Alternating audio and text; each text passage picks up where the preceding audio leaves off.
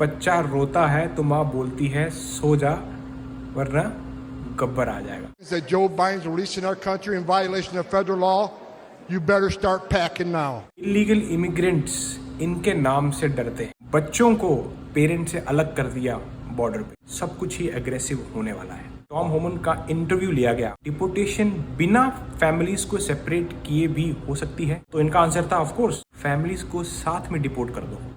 Welcome back, बड़ी सत श्री अकाल, सब बढ़िया थे कमाल। टॉम होमन बॉर्डर जार, ये नाम आपने न्यूज में अभी बहुत सुना होगा। जरा इनके बारे में थोड़ी बात कर लेते हैं। इनकी पर्सनैलिटी भी गब्बर की तरह है। जैसे गब्बर नहीं बोलता है मूवी में कि जब बच्चा रोता है तो माँ बोलती है सो जा वरना गब्बर आ जाएगा, वैसा ही कुछ अमेरिका में इलीगल इमिग्रेंट्स इनके नाम से डरते हैं। ये बात सच है क्योंकि पहले ट्रम्प एडमिनिस्ट्रेशन में भी इनको as a acting director of ICE बनाया गया था, जिसमें इन्होंने फैमिलीज को बच्चों से सेपरेट कर दिया था। और अभी सुनने में आ रहा है कि इनकी वापसी हो रही है।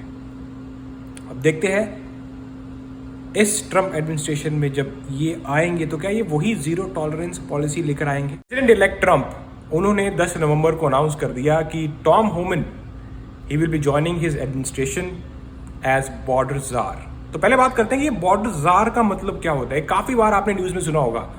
तो ये जार जो है ये एक इनफॉर्मल टाइटल है। Czar title is used to refer high level executive branch officials who oversee a particular policy field. और टॉम होमन को ये टाइटल दिया गया है that he will be the border czar, क्योंकि ये कंडक्ट करने वाले हैं deportation of illegal aliens back to their home country. इस इलेक्शन में मास डिपोटेशन ये वर्ड इतनी बार यूज किया गया कि millions of people will be deported, millions of undocumented illegal immigrants will be deported. लेकिन इस सबको डिपोर्ट करने का ठेका कौन लेगा, कौन बनेगा इंचार्ज?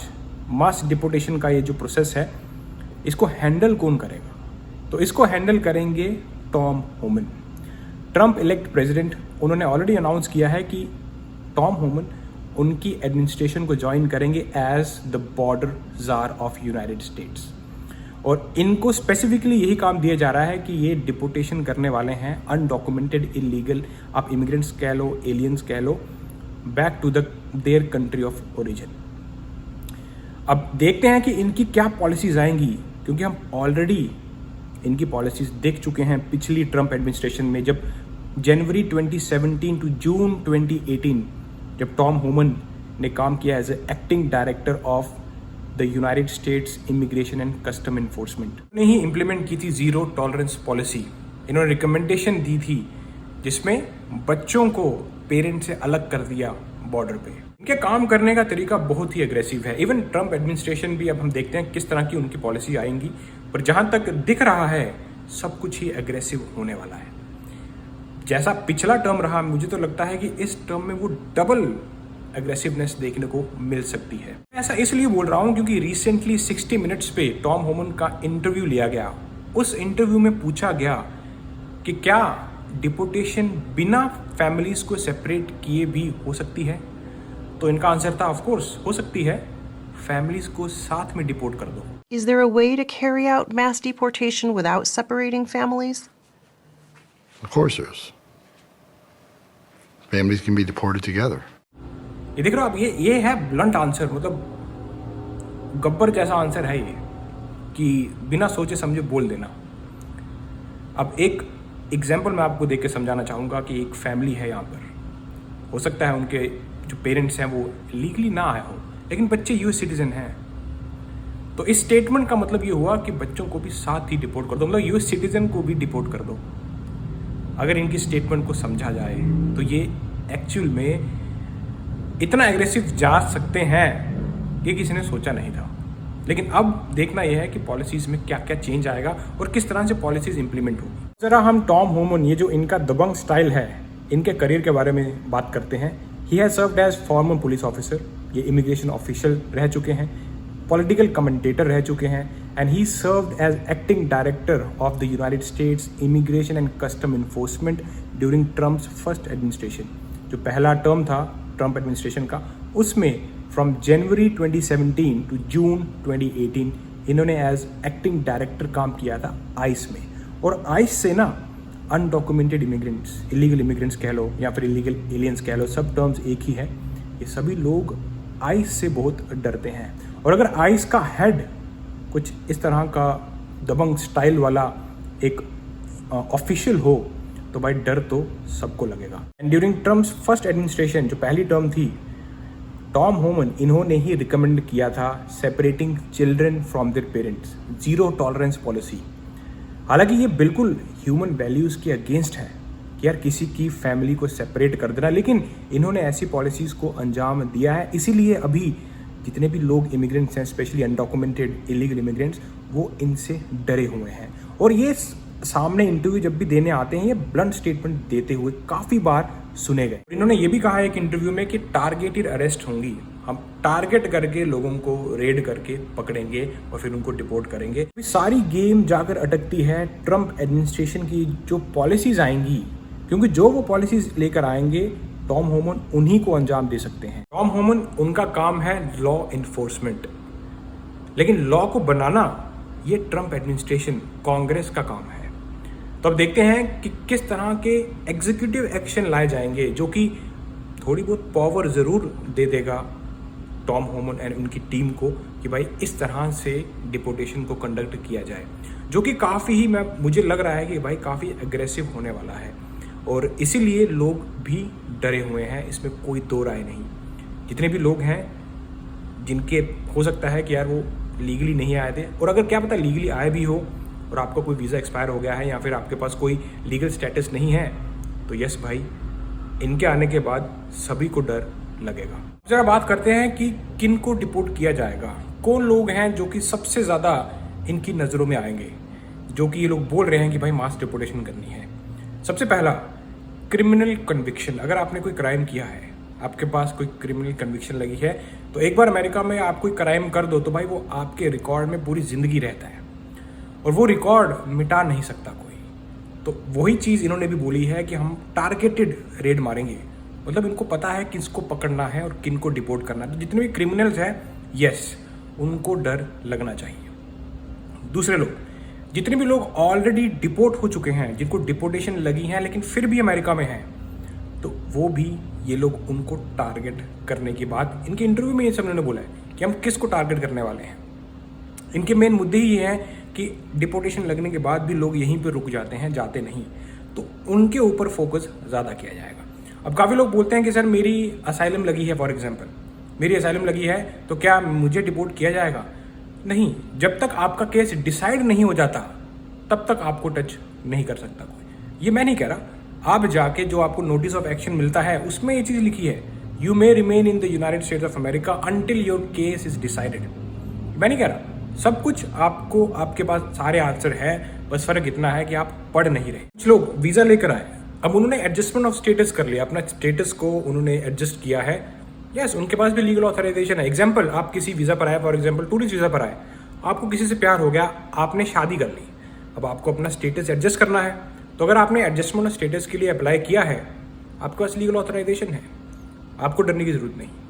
हाँ, एक बंदा अगर वीज़ा लेकर आया है और वीज़ा ख़त्म होने के बाद यहीं पे रुक गया और कुछ अप्लाई नहीं किया, कोई एडजस्टमेंट स्टेटस के लिए नहीं डाला है, कोई लीगल ऑथराइजेशन गवर्नमेंट से नहीं ली है, उनको खतरा है।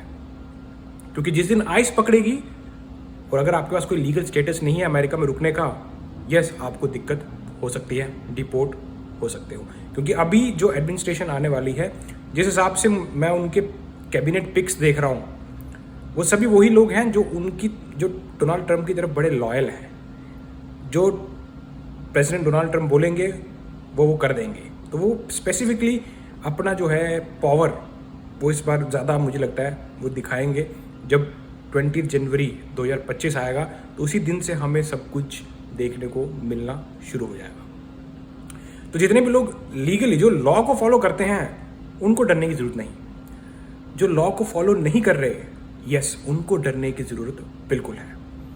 तो चाहे आप लीगल आए थे, चाहे आप इलीगली आए हो, भाई इलीगल तो वैसे भी वो हाथ धो के पीछे पड़े हैं, लेकिन अगर आप लीगली भी आए हो लेकिन आपने अपना स्टेटस बरकरार नहीं रखा है, होता है, ऐसे केसेस होते हैं कि आप वीज़ा लेकर आ गए, वीज़ा एक्सपायर हो गया लेकिन फिर भी रुक गए नहीं, और आगे कोई कार्रवाई आपने की नहीं है। जैसे कुछ लोग किसी की शादी हो जाती है तो वो एडजस्टमेंट स्टेटस कर लेते हैं, किन्हीं को अपनी कंट्री में दिक्कत थी तो वो लोग असाइलम लगा लेते हैं, कोई लोग टूरिस्ट वीज़ा पर आके बिजनेस इन्वेस्टमेंट में घुस जाते हैं, वो उससे अपना ग्रीन कार्ड की तरफ जाते हैं। तो मतलब कुछ ना कुछ लीगल ऑथराइजेशन गवर्नमेंट की लेते हैं। लेकिन कुछ लोग वीज़ा पे आ गए और उस खत्म होने के बाद, वीज़ा खत्म होने के बाद उन्हें कुछ कार्रवाई, लीगल ऑथराइजेशन की कार्रवाई नहीं की, भाई उनको दिक्कत हो जाएगी। हालांकि आपकी एंट्री लीगल थी लेकिन आपके पास कोई लीगल स्टेटस नहीं है यहाँ पे रुकने का, इस वजह से आइस आपको पकड़ सकती है। ये काफ़ी लोगों का क्वेश्चन था, इसलिए मैं यहाँ पर क्लियर कर रहा हूँ। लेकिन इतना श्योर है कि इस बार ट्रम्प एडमिनिस्ट्रेशन काफ़ी ज़्यादा एग्रेसिव होगी, क्योंकि वो काफ़ी ज़्यादा एग्जीक्यूटिव ऑर्डर्स लेकर आने वाले हैं। इसका बारे में सबको मालूम है और सभी लोग रेडी हैं कि भाई प्रिपेयर रहो। तो अभी भी 2 महीने हैं, जितने लोगों के पास भी कोई लीगल ऑथराइजेशन नहीं है तो भाई मैं उनको जरूर बोलना चाहूँगा कुछ करो, इस पे फोकस दो, क्योंकि दिक्कत हो जाएगी। अमेरिका रूल्स एंड रेगुलेशन की कंट्री है, अगर आप लॉ को फॉलो करते हो, लीगली सब कुछ करते हो, आपको कोई टच भी नहीं करेगा। लेकिन अगर आप लॉ के एकदम अगेंस्ट जाते हो कि भाई मेरे को नहीं परवाह, जो मर्जी होगा देखा जाएगा, तो भाई जिस दिन आइस पकड़ेगी उस दिन आपको लॉ समझ में आ जाएगा। तो इसीलिए काफ़ी लोग पूछ रहे थे कि सर क्या किया जाए। भाई लीगल ऑथराइजेशन आपको गवर्नमेंट की लेनी चाहिए। अगर आपके पास कोई भी, अगर आपको कुछ ऐसा कोई केस बनता है या फिर कोई आपकी गर्लफ्रेंड है, आपकी मतलब आप चाहते हो कि शादी हो जाए, तो भाई करो फटाफट कर लो। इसमें ये सब लीगल चीज़ है। मैं कभी भी किसी को इलीगली कुछ नहीं बोलता कि बॉर्डर क्रॉस करके आओ, ना भाई, इलीगल काम नहीं।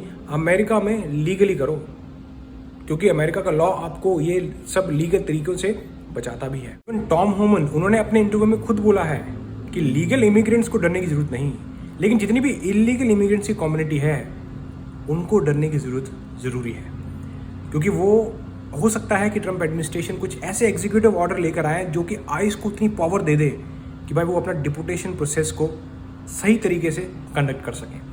और पहले भी हमने देखा है जब ट्रम्प एडमिनिस्ट्रेशन पहली बार, उन्होंने किस तरह से डिपोटेशन पे फोकस किया था, किस तरह से फैमिलीज़ को, बच्चों को सेपरेट कर दिया था बॉर्डर पे। तो कुछ अगर इस तरह की एग्रेसिव पॉलिसी फिर भी वापस आ गई तो भाई देखना पड़ेगा कि भाई इस कंट्री का आगे क्या होगा। इसलिए मैं आपको रिकमेंड जरूर करना चाहूँगा, आप किसी भी इमिग्रेशन अटॉर्नी को मिले, मेरी बात भी नहीं सुननी ना, कोई और थर्ड पर्सन क्या बोल रहा है, किसी की बात नहीं सुननी।